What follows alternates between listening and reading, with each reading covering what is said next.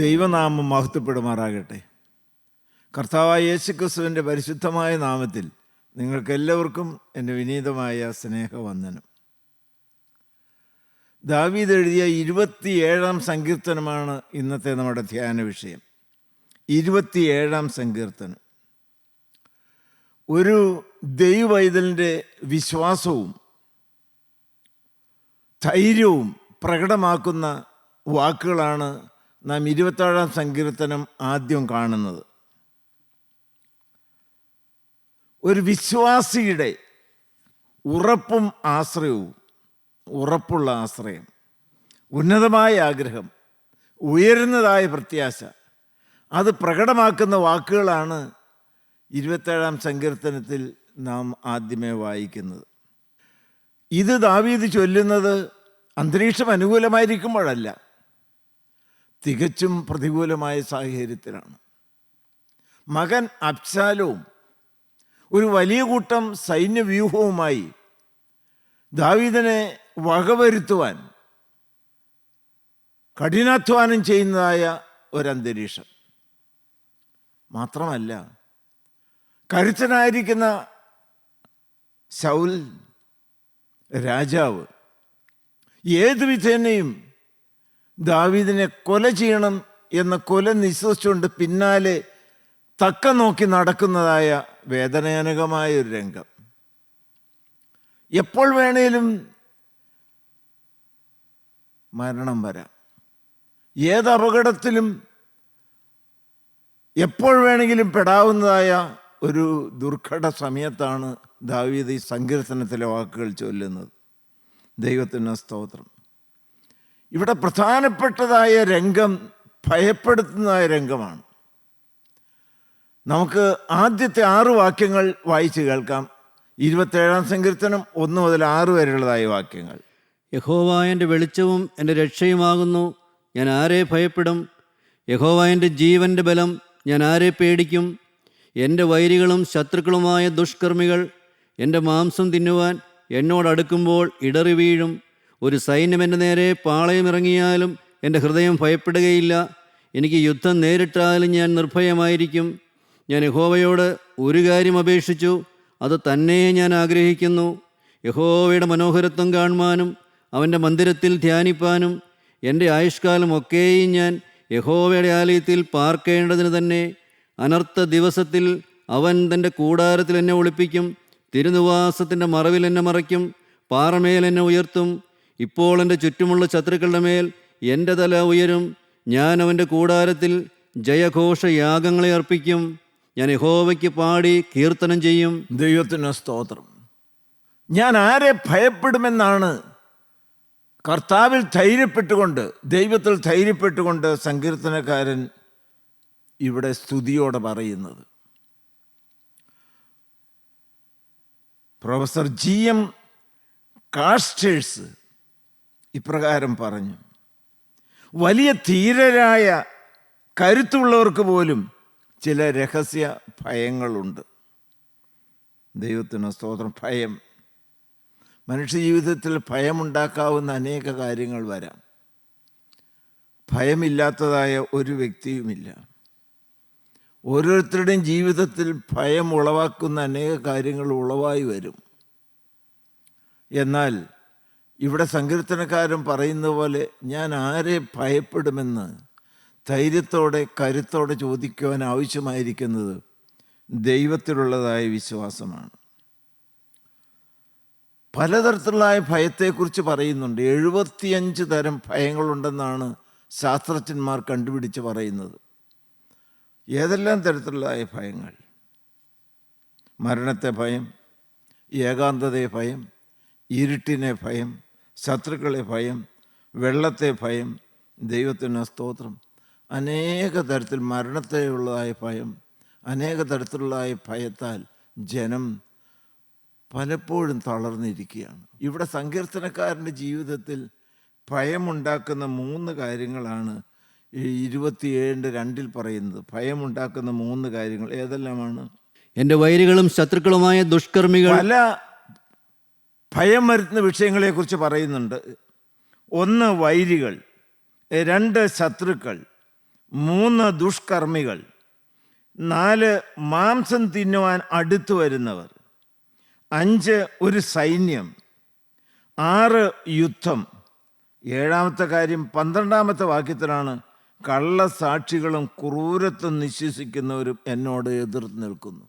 ഒരൊറ്റ വ്യക്തിയെ വേട്ടയാടുവാൻ വേണ്ടി ഈ 7 ഭയപ്പെടുത്തുന്ന കാര്യങ്ങൾ ചുറ്റും നോക്കി നിൽക്കുകയാണ്. ദൈവത്തിന് സ്തോത്രം. വൈരികളും ശത്രുക്കളും ദുഷ്കർമ്മികളും കടിച്ചു കീറി മാംസം തിന്നുവാൻ നോക്കി നിൽക്കുന്നവരും, ഒരു വലിയ സൈന്യവും വലിയ യുദ്ധഭീതിയും കള്ളസാക്ഷികളും. അമേരിക്കൻ പ്രസിഡന്റായിരിക്കുന്ന റൂസ്വെൽറ്റ് ഇപ്രകാരം പറഞ്ഞു: ഭയത്തെ മാത്രമേ ഭയപ്പെടേണ്ടതായിട്ടുള്ളൂ. ഏത് വ്യക്തിക്കും ധൈര്യം പ്രകടിപ്പിക്കുന്നവർക്കും ആന്തരികമായിരിക്കുന്ന ഭയമുണ്ട്. അനേക മാനസിക രോഗങ്ങൾക്കും കാരണമായിരിക്കുന്നത് ഈ ഭയമെന്ന് പറയുന്നൊരു വികാരമാണ്. പലരും മാനസിക രോഗികളായി തീരുന്നതും അതുകൊണ്ട് മാത്രമാണ്. ശരീരത്തിൻ്റെ ഊർജം കുറയും, രോഗം ബാധിക്കും, ആരോഗ്യത്തെ ബാധിക്കും, ജീവിതത്തെ ആകമാനം തകർക്കും. എന്നാൽ ഇതിൻ്റെ എല്ലാം മധ്യത്തിൽ കരുത്തോടെ ധൈര്യത്തോടെ ഭയരഹിതനായ ഒരു വ്യക്തി നിവർന്നു നിൽക്കുന്നത് കാണാം. അതാണ് ദാവീദ്. ദൈവത്തിന് സ്തോത്രം. എന്താണ് ഇതിൻ്റെ പിന്നിലെ രഹസ്യം? എന്താണ് ഇതിൻ്റെ പിന്നിലെ രഹസ്യം? അത് ദൈവത്തിലുള്ളതായ ഉറപ്പുള്ള ആശ്രയമാണ്. ദൈവത്തിലുള്ളതായ ഉന്നതമായിരിക്കുന്ന പ്രത്യാശയാണ്. ഉറപ്പുള്ളതായ ആ ഒരു ആഗ്രഹവും ആശ്രയവുമാണ്. ദൈവമക്കളെ, ഇവിടുത്തെ ചില വാക്കുകൾ നമുക്ക് കാണുവാനാണ്. ഞാൻ ആരെ ഭയപ്പെടും? തന്നിനഴിക്കുന്ന പൗലോസിലെ റോമർക്ക് ലേഖനം 8-ാം അധ്യായം 31-ാമത്തെ വാക്യത്തിൽ പറയും. വായിച്ച 8-ാം അധ്യായത്തിന് 31-ാമത്തെ വാക്യം. ഇത് സംബന്ധിച്ച് നാം എന്തു പറയേണ്ടു? ദൈവം നമുക്ക് അനുകൂലമെങ്കിൽ നമുക്ക് പ്രതികൂലമാര്. ദൈവം നമുക്ക് അനുകൂലമെങ്കിൽ നമുക്ക് പ്രതികൂലമാര്. ദൈവം നമുക്ക് അനുകൂലമെങ്കിൽ നമുക്ക് പ്രതികൂലമാര്. ദൈവത്തിന് സ്തോത്രം. അത് തന്നെയാണ് ദാവീദും ഇവിടെ പറയുന്നത്. ദാവീദിൻ്റെ ഈ ധൈര്യപ്രഖ്യാപനത്തിൽ എടുത്തു പറയേണ്ടതും ഞാൻ വളരെ ഇഷ്ടപ്പെടുന്നതായൊരു പദമുണ്ട്. എൻ്റെ. ഞാൻ ആരിൽ ആശ്രയിക്കും? എൻ്റെ യഹോവ, എൻ്റെ ദൈവം.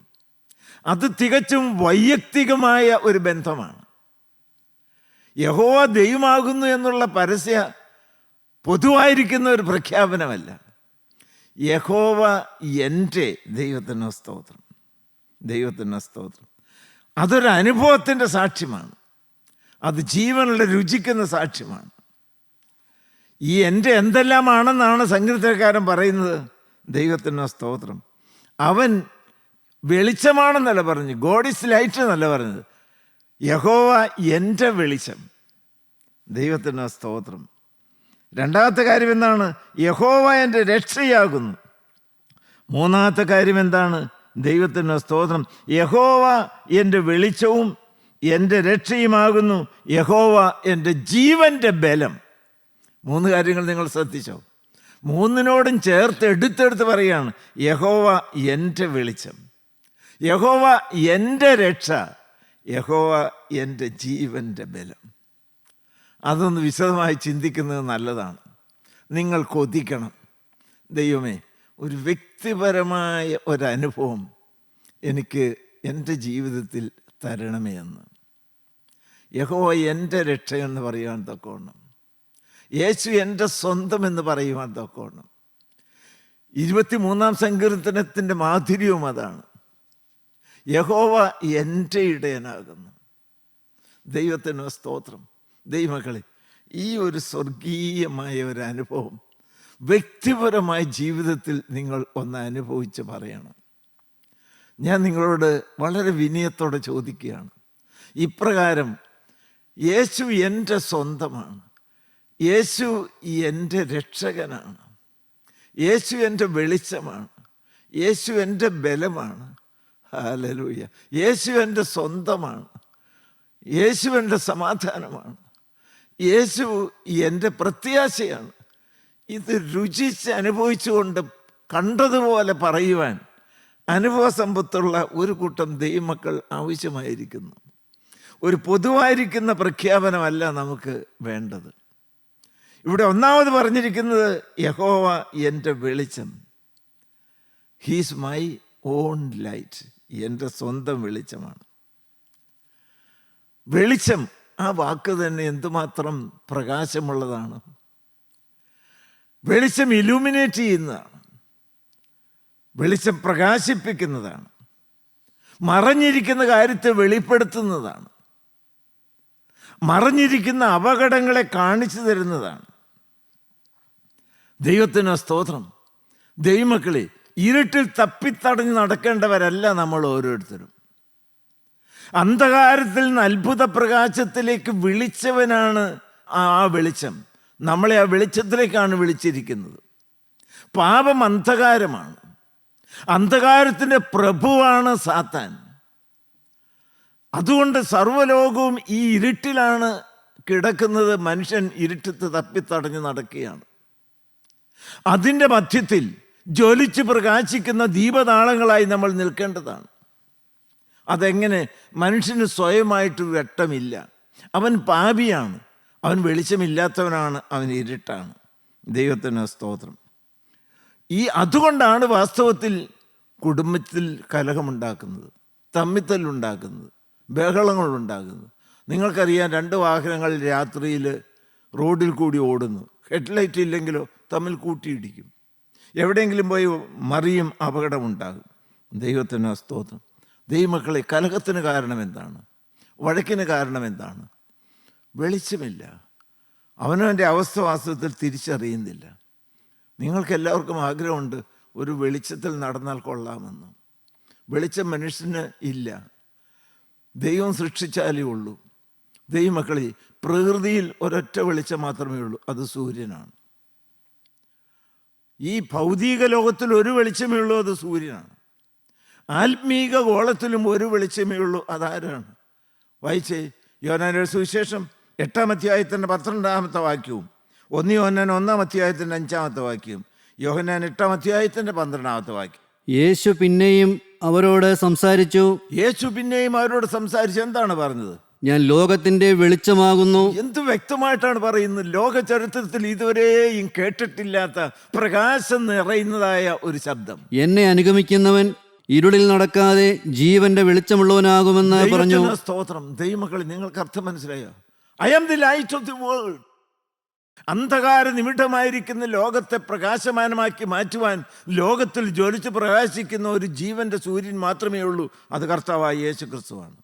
1 യോഹന്നാൻ 1:5 വായിച്ചേ. 1 യോഹന്നാൻ 1-ാം അധ്യായത്തിൻ്റെ 5-ാമത്തെ വാക്യം. ദൈവം വെളിച്ചമാകുന്നു. ദൈവം വെളിച്ചമാകുന്നു. അവനിൽ ഇരുട്ട് ഒട്ടുമില്ല. അവനിൽ ഇരുട്ട് ഒട്ടുമില്ല. ഹല്ലേലൂയ. ദൈവത്തിന് സ്തോത്രം. പക്ഷേ എനിക്ക് പ്രത്യാശ തരുന്നൊരു വാക്കുണ്ട്. അതെന്താണെന്നറിയാമോ? ഞാൻ ലോകത്തിന് വെളിച്ചമാകുന്നു എന്ന് പറഞ്ഞ കർത്താവായ യേശു ക്രിസ്തു വളരെ വ്യക്തമായിട്ട് എന്നെയും നിങ്ങളെയും വിരൽ ചൂണ്ടിക്കൊണ്ട് പറഞ്ഞു, "ye are the light of the world." മത്തായിയുടെ സുവിശേഷം 5:11. നിങ്ങൾ ലോകത്തിന് വെളിച്ചമാകുന്നു. പാപാന്ധകാരത്തിൽ തപ്പിത്തടഞ്ഞ് നടക്കുന്ന എന്നെ നോക്കിക്കൊണ്ട് ലോകത്തിൻ്റെ വെളിച്ചമായിരിക്കുന്ന കർത്താവായ യേശു ക്രിസ്തു എന്ന് പറഞ്ഞു, ഇരുട്ടായിരിക്കും നിന്നെ ജ്വലിപ്പിക്കുന്നൊരു പ്രകാശമുണ്ട്, അത് ഞാനാണ്. എന്നോട് പറ്റിച്ചേർന്ന് നിന്നാൽ കരിക്കട്ട തീ പിടിച്ച് ജ്വലിച്ച് പ്രകാശിക്കും. ഹല്ലേലൂയ. ദൈവത്തിന് സ്തോത്രം. ദൈവം മാത്രം മഹത്വപ്പെടുമാറാകട്ടെ. ഈ വെളിച്ചം നിങ്ങൾ കത്തുന്നുണ്ടോ? ഈ വെളിച്ചത്തിൽ നിങ്ങൾ പ്രകാശം പരത്തുന്നവരായി മാറിയിട്ടുണ്ടോ? ഹല്ലേലൂയ. ദൈവനാമം മഹത്വപ്പെടുമാറാകട്ടെ. ഈ വെളിച്ചം എവിടെ കിട്ടും നിങ്ങൾക്ക്? ഞാൻ വളരെ വ്യക്തമായി നിങ്ങളെ ചൂണ്ടിക്കാണിക്കുകയാണ്. കാൽവറിയിലാണ് ആ വെളിച്ചം കത്തി ജ്വലിച്ച് നിൽക്കുന്നത്. കാൽവറിയിൽ കത്തി ജ്വലിച്ച് നിൽക്കുന്ന സ്നേഹത്തിൻ്റെ വെളിച്ചം, വിശുദ്ധിയുടെ വെളിച്ചം. ഹല്ലേലൂയ. ദൈവനാമം മാത്രം മഹത്വപ്പെടുമാറാകട്ടെ. അവിടെ നിന്ന് മാത്രമേ എനിക്ക് ശോഭിക്കാൻ സാധ്യമാകുകയുള്ളൂ. ഈ വചനം കേൾക്കുന്ന ദൈവമക്കളെല്ലാവരും കത്തി ജ്വലിച്ച് പ്രകാശിച്ച് നിൽക്കുന്ന ആ കാൽവറിയിലേക്ക് വന്നാൽ പിരിയാത്തവർ ബന്ധം സ്ഥാപിച്ചാൽ ഏത് കരിക്കട്ടയ്ക്കും തീ പിടിച്ച് ജ്വലിക്കാനായിട്ട് സാധിക്കും. ഇവിടെ നിങ്ങൾ അന്ധകാരത്തിന് കണിക പോലുമില്ലാതെ അത്ഭുത പ്രകാശത്തിൻ്റെ ജ്വലിക്കുന്ന ദീപങ്ങളായി നിൽക്കുന്നുവെങ്കിൽ നിത്യത നിങ്ങൾക്ക് ദൈവത്തിന് നിത്യപ്രകാശമായിരിക്കുന്ന സ്വർഗത്തിൽ വസിക്കാൻ സാധിക്കും. സ്വർഗത്തിൻ്റെ പ്രത്യേകത അതല്ലേ? വെളിപ്പാട് പുസ്തകം 21-ാം അധ്യായം 23-ാമത്തെ വാക്യം. ദൈവത്തിന് സ്തോത്രം. യോഹന്നാൻ വളരെ വ്യക്തമായിട്ട് പറയും, കർത്താവായ യേശു ക്രിസ്തുവിനെ സത്യവെളിച്ചമെന്നാണ് പറയുന്നത്, ജീവനുള്ള വെളിച്ചമെന്നാണ് പറയുന്നത്. സ്വർഗത്തെക്കുറിച്ച് എന്താണ് പറയുന്നത്? വായിച്ചേ. നഗരത്തിൽ പ്രകാശിപ്പാൻ സൂര്യനും ചന്ദ്രനും ആവശ്യമില്ല. ദൈവത്തിന് സ്വർഗനാട്ടിൽ പ്രകാശിക്കുവാൻ സൂര്യനും ചന്ദ്രനും ഒന്നും വേണ്ട, അതെല്ലാം ദൈവം സൃഷ്ടിച്ച പ്രകാശമാണ്. വായിച്ചു. ദൈവ തേജസ് അതിനെ പ്രകാശിപ്പിച്ചു. ദൈവ തേജസ് അതിനെ പ്രകാശിപ്പിക്കുന്നു. കുഞ്ഞാട് അതിന്റെ വിളക്കാകുന്നു. Hallelujah, hallelujah. നിങ്ങൾ കേട്ടുകൊണ്ടിരിക്കണം, നിങ്ങളിലൊന്ന് കത്തുപിടിക്കണമെന്ന്. കുഞ്ഞാട് അതിൻ്റെ വെളിച്ചമാകുന്നു. ആ കുഞ്ഞാട് കത്തി ശോഭിച്ച് നിൽക്കുന്ന രംഗമാണ് കാൽവറി. ദൈവമക്കളെ, ഇപ്പോൾ ഹൃദയം ഒന്ന് തുറക്കാമോ? അന്ധകാര നിമിഷമായിരിക്കുന്ന നിങ്ങളുടെ ജീവിതത്തിൻ്റെ ഉള്ളറ ശോഭിക്കും. അതിന് വേറെ ഒരു കുറുക്കു വഴിയുമില്ല. തീർത്ഥാടന കേന്ദ്രത്തിൽ പോയാൽ പോരാ, നേർച്ച കാഴ്ചകൾ കഴിച്ചാൽ പോരാ. ദൈവത്തിന് സ്തോത്രം. ഇരുട്ടിനെ അകറ്റുവാൻ കഴിയുള്ള ഒരൊറ്റ ശക്തി, അത് വെളിച്ചം മാത്രമാണ്. ആ വെളിച്ചം കർത്താവായ യേശു ക്രിസ്തു മാത്രമാണ്. ആ വെളിച്ചം കത്തിയത് കാൽവറിയിലാണ്. കാൽവറിയിൽ കത്തി ജ്വലിച്ച് നിൽക്കുന്ന, ഇന്നും ഉയർത്തെഴുന്നേറ്റ് ജീവിക്കുന്ന കർത്താവായ യേശു ക്രിസ്തു അന്ധകാര നിമിഷമായിരിക്കുന്ന നിങ്ങളുടെ ജീവിതത്തിൻ്റെ ഉള്ളറയിലേക്ക്, ആളത്വത്തിന് കേന്ദ്രമായ ഹൃദയത്തിനകത്തേക്ക് കടന്നു വന്നിട്ടല്ലാതെ നിങ്ങൾക്ക് പ്രകാശപൂരിതമാക്കാൻ സാധ്യമാകുകയില്ല. ഹല്ലേലൂയ, ദൈവത്തിന് സ്തോത്രം. യോഹന്നാനെ കുറിച്ച് പറഞ്ഞു, the burning and the shining man, ജ്വലിച്ച് പ്രകാശിക്കുന്ന ഒരു മനുഷ്യൻ. ഹല്ലേലൂയ, ദൈവനാമം മാത്രം മഹത്വപ്പെടുവാനാകട്ടെ. ഏത് വ്യക്തിക്കും തീ പിടിക്കാം. ദൈവമക്കളെ, അന്ധകാരം കുമിഞ്ഞുകൂടിയ ഒരു വ്യക്തിയായിരുന്നു ശൗല്. പൗലോസായി തീർന്ന ശൗല് പള്ളിഭക്തനാണ്, ശരിയാണ്. റോമ പൗരനാണ്, ശരിയാണ്. മഹാപുരുഷന്മാരുടെ അധികാരപത്രമുണ്ട്. അനേക ആധ്യാത്മികമായ രംഗത്ത് നേതൃസ്ഥാനം നിൽക്കുന്നവരും ഇന്ന് ഇരുട്ടിൻ്റെ മക്കളാണ്. അതുകൊണ്ടാണ് വെളിച്ചമായിരിക്കുന്ന കർത്താവായ യേശുക്രിസ്തുവിനെയും യേശുക്രിസ്തുവിന്റെ ശിഷ്യന്മാരെയും വധിക്കുവാൻ വേണ്ടിയിട്ട് കൊല നിശ്ചയിച്ചുകൊണ്ട് ഓടുന്നത്. പക്ഷേ ആ വ്യക്തി അങ്ങനെ തീ പിടിച്ചു. ദമസ്കോസ് പടിവാതിക്കൽ വെച്ച് വലിയ സൂര്യനെ വെട്ടിമിന്നുന്നതായ ഒരു വെളിച്ചം അവനെ വന്ന് തട്ടി വീഴിച്ചു. ശൗല് നിലംപരിചായി വീണു. ആ സൂര്യൻ ആരാണെന്ന് ചോദിച്ചു ശൗല്. നീ ഉപദ്രവിക്കുന്ന യേശുവാണ്. ദൈവത്തിന് സ്തോത്രം. അവിടെ ശൗല് തീ പിടിച്ചു, വിശുദ്ധ പൗലോസായി മാറി. ഹല്ലേലൂയ, ദൈവനാമം മാത്രം മഹത്വപ്പെടുവാനാകട്ടെ. Actually light transforms. ഹല്ലേലൂയ, രൂപാന്തരപ്പെടുത്തും. പാവപ്പെട്ട അടിയങ്ങൾ ഇത് ശക്തിയോടെ പറയാൻ കാരണം ഈ തീയുടെ രുചിയും ചൂടും മാധുര്യവും അനുഭവിച്ചുകൊണ്ടാണ്. നിങ്ങൾ വന്ന് കത്തുപിടിക്കണമെന്നാണ് ആഗ്രഹം. ഹല്ലേലൂയ, ദൈവത്തിന് സ്തോത്രം. കേട്ടിട്ട് പോയാൽ പോരാ. ദൈവമക്കളെ, ഒരു കുരുടന് സൂര്യനെ കുറിച്ച് പ്രബന്ധം എഴുതുവാൻ തൊക്കെ അറിവ് കിട്ടിയാലും അവൻ വെളിച്ചം ആസ്വദിക്കുകയില്ല. അവന് വെളിച്ചം എന്താണെന്നൊക്കെ പറയാനറിയാം, പക്ഷേ വെളിച്ചം എൻ്റെ വെളിച്ചമാണ് എന്ന അനുഭവമില്ല. നിങ്ങളുടെ കണ്ണൊന്ന് തുറക്കണ്ടേ? ഹല്ലേലൂയ, ദൈവനാമം മാത്രം മഹത്വപ്പെടുവാനാകട്ടെ. അനുഭവം വേണം ദൈവമക്കളെ. ദൈവത്തിന് സ്തോത്രം. അതുകൊണ്ട് നമുക്കും എന്ത് വേണം? യോഹന്നാന്റെ സുവിശേഷം 1-ാം അധ്യായം എടുത്ത് ദൈവത്തിന് സ്തോത്രം, അതിൻ്റെ 4-5 വാക്യങ്ങൾ. ഇപ്പോൾ നടക്കേണ്ടതായ കാര്യം എന്താണ്? യോഹന്നാൻ 1-ാം അധ്യായത്തിന് 4-5 വാക്യങ്ങൾ. അവനിൽ ജീവൻ ഉണ്ടായിരുന്നു, ജീവൻ മനുഷ്യരുടെ വെളിച്ചമായിരുന്നു. വെളിച്ചം ഇരുളിൽ പ്രകാശിക്കുന്നു, ഇരുളോ അതിനെ പിടിച്ചടക്കിയില്ല. ദൈവത്തിന് സ്തോത്രം. ദൈവമക്കളെ, ഇരുട്ടിൽ പ്രകാശിക്കുന്നതാണ് വെളിച്ചം. എത്ര വലിയ ശക്തിയുള്ളതായ കൂരിരുട്ടിനും ഒരു വെളിച്ചത്തെ കെടുത്തുവാൻ സാധ്യമല്ല. അതിൻ്റെ 9-ാമത്തെ വാക്യം വായിച്ചു. 9-ാമത്തെ വാക്യം. ഏതു മനുഷ്യനെയും പ്രകാശിപ്പിക്കുന്ന ഏത് മനുഷ്യനെയും പ്രകാശിപ്പിക്കുന്നു. നിങ്ങൾ അതിനകത്ത് പെടുകയില്ലേ? ഏത് മനുഷ്യനെയും പ്രകാശിപ്പിക്കുന്ന സത്യവെളിച്ചം ലോകത്തിലേക്ക് വന്നുകൊണ്ടിരുന്നു. ദൈവത്തിന് സ്തോത്രം. ആ സത്യവെളിച്ചം ഇതാ നമ്മുടെ അടുക്കിലേക്ക് വന്നിരിക്കുന്നു. ദൈവനാമം മഹത്വപ്പെടുമാറാകട്ടെ. ദൈവമക്കളെ, ഈ വെളിച്ചം ഇരുട്ടായാൽ ഇരുട്ട് എത്ര വലിയത്. ഈ വലിയ കൂരിരുട്ടിലാണ് ഇന്ന് നിങ്ങൾ പോകുന്നതെങ്കിൽ നിങ്ങൾ അവസാനം നിത്യമായിരിക്കുന്ന നരകത്തിൻ്റെ കൂരിരുട്ടിൽ, അന്ധകാരത്തിൽ നിത്യത കഴിക്കേണ്ടതായിട്ട് വരും. ഇപ്പോൾ തീ പിടിക്കുവാൻ കർത്താവായ യേശുക്രിസ്തുവിന്റെ ക്രൂശിൻ ചൂട്ടിലേക്ക് വരിക. ഒന്ന് എൻ്റെ വെളിച്ചം, രണ്ടാമത് എന്താണ് പറഞ്ഞത്? എൻ്റെ രക്ഷ. എൻ്റെ രക്ഷ. ദൈവത്തിന് സ്തോത്രം. കർത്താവായ യേശുക്രിസ്തു ക്രൂശിലേക്ക് രക്ഷ, അത് തത്വമാണ്.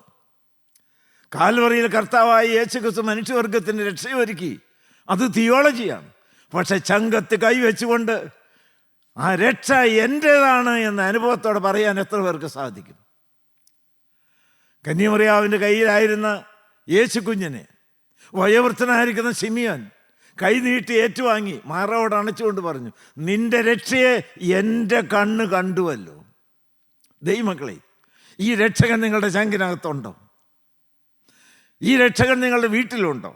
ഹല്ലേലൂയ, ദൈവത്തിന് സ്തോത്രം. ഈ കർത്താവായി യേശുക്രിസ്തുവിനെ നിങ്ങൾ കർത്താവിൻ്റെ രക്ഷിതമായിട്ട് സ്വീകരിച്ചിട്ടുണ്ടോ? കാൽവർ ക്രൂശിൽ കർത്താവായ യേശുക്രിസ്തു ഒരുക്കിയതായ രക്ഷയുടെ സന്തോഷത്തിൻ്റെ ആ സുഖവും സന്തോഷവും രുചിയും നിങ്ങൾ അനുഭവിക്കുന്നുണ്ടോ? അധിക രക്ഷയുടെ സന്തോഷം സങ്കീർത്തനക്കാരനെ പോലെ നഷ്ടപ്പെട്ടു പോയോ? ദൈവത്തിന് കൃപയിൽ ശരണപ്പെടണം. ഞാൻ രക്ഷപ്പെടുകയല്ല, രക്ഷിക്കുകയാണ്. ഞാൻ തന്നെത്താൻ ചെയ്ത് നേടുന്ന കാര്യമല്ല, അത് നിങ്ങൾക്ക് ചെയ്ത് നേടാമെന്നല്ല. രക്ഷ പ്രാപിക്കാൻ ആർക്ക് കഴിയും? മനുഷ്യനല്ല അസാധ്യം, ദൈവത്തിന് സാധ്യം. നിങ്ങളൊരു കാര്യം ഒന്ന് ഉണർവോടെ കേൾക്കണം, നന്ദിയോടെ സ്തോത്രം. സ്വർഗത്തിലെ ജീവനുള്ള ദൈവം തൻ്റെ ഏകജാതനായ പുത്രനെ ലോകത്തിലേക്ക് അയച്ചത് മനുഷ്യനെ നന്നാക്കാനല്ല. ശ്രദ്ധിക്കണം, മനുഷ്യനെ നന്നാക്കാനല്ല, മനുഷ്യനെ രക്ഷിക്കാനാണ്. ആ മനുഷ്യനെ പാപത്തിൻ്റെ നാശക്കുഴിയിൽ നിന്ന് രക്ഷിക്കുവാൻ പാപമില്ലാത്ത ഏക തിരുക്കുമാരൻ കാൽവറിയിൽ രക്ഷ ഒരുക്കേണ്ടതായിട്ട് വന്നു, ജീവൻ നൽകി. മനുഷ്യവർഗത്തിൻ്റെ രക്ഷ സ്വന്തം ജീവൻ നൽകിയാണ് നേടിയെടുത്തത്. ദൈവത്തിന് സ്തോത്രം. ആ രക്ഷാപദ്ധതി കാൽവറിയിൽ കർത്താവായ യേശുക്രിസ്തു സമ്പൂർണ്ണമായി നിറവേറ്റി. കർത്താവായ യേശുക്രിസ്തു ക്രൂശിൽ കിടന്നുകൊണ്ട് ഒരു വലിയ പ്രഖ്യാപനം നടത്തി, ഇറ്റ് ഈസ് ഫിനിഷ്ഡ്. എല്ലാം നിവൃത്തിയായി. മനുഷ്യവർഗത്തിന് രക്ഷയ്ക്ക് ആവശ്യമായിരിക്കുന്ന സകല രക്ഷാപദ്ധതിയും പൂർത്തീകരിച്ചു. കർത്താവായ യേശുക്രിസ്തു തലയായിച്ചു മരിച്ചു. ഇനി കർത്താവായ യേശുക്രിസ്തുവിന് ദൈവത്തിന് സ്വന്തം മനുഷ്യവർഗത്തിന് വേണ്ടി പ്രത്യേകിച്ച് രക്ഷയുടെ ഒരു കാര്യം ചെയ്തു തീർക്കാനായിട്ടില്ല. മനുഷ്യൻ്റെ പുണ്യപ്രവർത്തികളോ അവൻ്റെ ആചാരങ്ങളോ അനുഷ്ഠാനങ്ങളോ ഒന്നും വേണ്ട രക്ഷാപദ്ധതിയുടെ പൂർത്തീകരണത്തിന്. ദൈവത്തിന് സ്തോത്രം. നീ അത് ഹൃദയത്തിൽ അംഗീകരിച്ച് വിശ്വസിച്ചാൽ മാത്രം മതി. ഒരു വീടിൻ്റെ പണി മുഴുവനായിട്ട് തീർത്ത് അതിൻ്റെ താക്കോൽ നിൻ്റെ കയ്യിൽ തന്നിരിക്കുന്ന പോലെ ആ താക്കോൽ കൈനീട്ടി വാങ്ങിച്ച് അത് തുറന്നകത്തേക്ക് കയറിയാൽ മതി. നിങ്ങളുടെ ഹൃദയം ഒന്ന് തുറക്കാമോ? ദൈവത്തിന് സ്തോത്രം. കർത്താവായ യേശുക്രിസ്തു ആകുന്ന രക്ഷകനെ ചങ്കിനകത്തേക്കൊന്ന് സ്വീകരിക്കാമോ?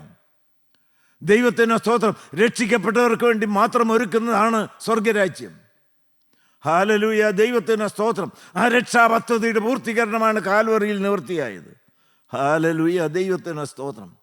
രക്ഷിത ഗണമാണ് സഭയിലെ മക്കൾ. പള്ളി പോക്കുകാരല്ല, ദൈവത്തിന് കുരിശ് വരയ്ക്കുന്നവരല്ല, തീർത്ഥാടനത്തിന് പോകുന്നവരല്ല. കാൽവറിയിൽ പിതാവായ ദൈവം ഏകജാതനിൽ കൂടി ഒരുക്കിയതായ ആ രക്ഷ വിശ്വാസം സ്വന്തമാക്കിയ ദൈവമക്കൾ.